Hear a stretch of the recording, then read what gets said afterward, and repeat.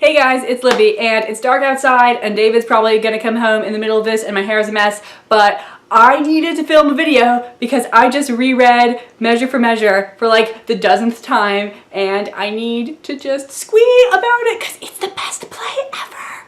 So this is a little bit of an obscure one. I should probably give a plot synopsis. This is one of Shakespeare's later plays. It's like, I mean, if you're breaking it down into just comedies, tragedies, histories, it's a comedy, but it's generally grouped in like later plays or problem plays. I don't think this one ever gets classed as a romance because, nah.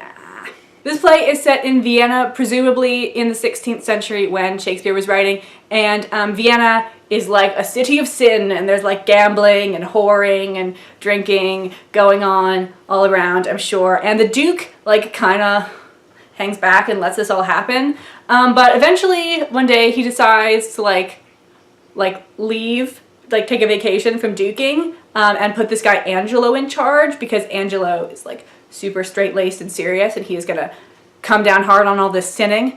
But the Duke doesn't actually leave. He disguises himself as a monk and like observes his city. And the first thing that Angelo does is he finds out there's this guy who has gotten his fiancée pregnant. And when I say his fiancée, I mean the guy's fiancée, not Angela's fiancée. It's not Angela's business, but having sex outside of marriage is a crime, so he imprisons this guy. This guy's name is Claudio, and also Juliet, another Juliet. There's two Juliets and two Claudios in Shakespeare, and this has one of each. But so Juliet and Claudio are put in prison, and then Claudio is going to be beheaded. And Claudio's sister hears about this, and she's about to become a nun, but like on sort of the last week when she's still allowed to talk to men, she goes to Angelo and like begs for her brother's life.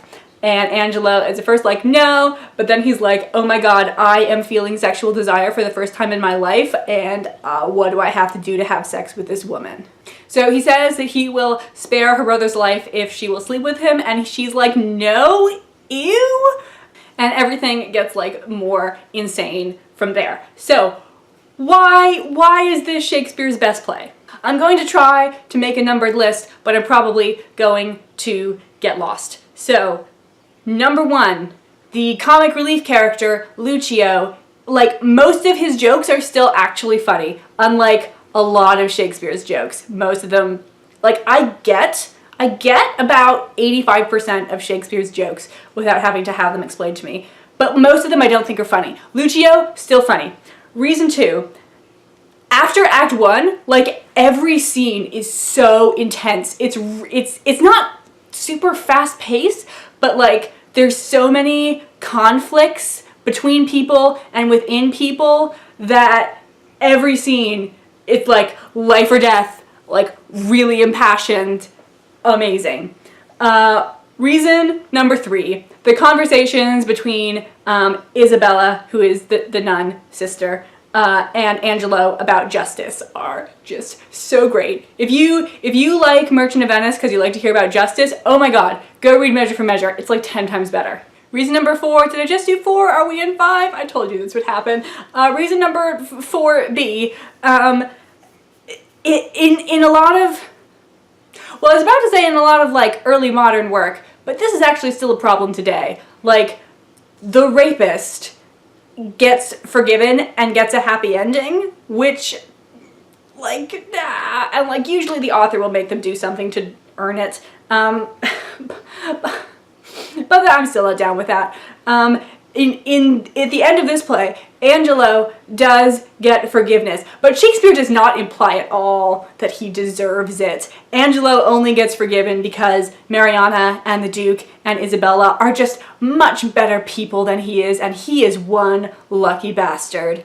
Number five, like surprisingly good use of the Christian worldview. I'm not a Christian. Normally when like a book is sort of based or story is based on like Christian ideology, I'm like, this isn't working for me. But this one like just grabs all the right pieces and is really good. I think that's all of the good things I have to say about it. I feel like there should be more. I mean, like every character I love so intensely. I love the Duke.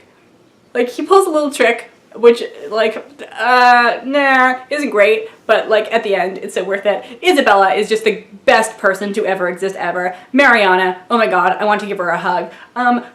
Claudio's kind of a jerk face, but he's going to die, so we can forgive him. Angelo, like, Angelo's a really bad man, but as a character, I really like him because he knows that he's a bad guy, and it's when I say that, it sounds like Iago in Othello, Iago or Richard III. They both have, like, soliloquies where they talk about, like, I'm evil, and, like, I'm just embracing that. And Angelo does, like, the much more realistic thing. Like, most people don't walk around thinking that they are villains. Angelo is kind of blindsided by, like, his evilness, by the fact that he wants to rape somebody. And he's like, at a certain point, he's like, wait, this is gross. I look inside myself and I am horrified. And this is a good. I like this. I feel like a lot of times it's easy to see yourself in Isabella or in the Duke, in, you know, whoever the protagonist is. But when you can see yourself in the antagonist, like, looking in the mirror of your soul and seeing the ugliness there and being disgusted by it is not a thing that happens enough, which is why I just have to read Measure for Measure over and over again.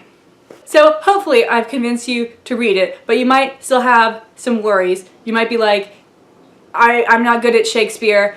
This is maybe not the best place to start with Shakespeare, because you're probably, like, I think it helps to be more familiar with the plot so you aren't, like, completely lost in the language. But it's not the worst place to start. Like, if you're choosing between this and, like, any of the histories, Measure for Measure is more accessible than any of the histories.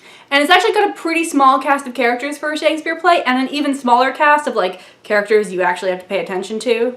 And the plot is pretty straightforward. It's pretty much just this one thread with, like, Angelo trying to be a good leader, but just being so bad at it and ruining people's lives. We're ruining Isabella and Claudio's lives. There's basically no subplots. He just cuts out all the fluff. This is Shakespeare at his best. I guess that's another thing. Number 6, no dumb subplots. So I think this is actually, like, a pretty decent place to start. And if you're a little bit nervous about getting lost in the language, like, find a plot synopsis, read the synopsis for Act 1, then read Act 1, then read the synopsis for Act 2, then read Act 2, then go through it like that. But read Act 5 before you read the synopsis of Act 5 because, like, you don't want to get spoiled for that amazing, amazing ending.